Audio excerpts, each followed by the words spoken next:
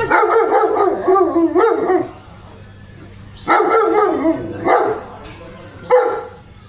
कावळा आहे वरती. जा ना उडत जा जा. तू उडत जा असं असं कर. जा वरती. चल पाय धुवायचे या इकडे या. हा चला. थांबा थांबा पाय धुवायचे. थांब जरा. पाय धुवानी झाल्यात जाऊन बसा. घरात जाऊन बेडवर बसायचं समजलं. इकडं इकडं भटकायचं नाही. थांब जरा.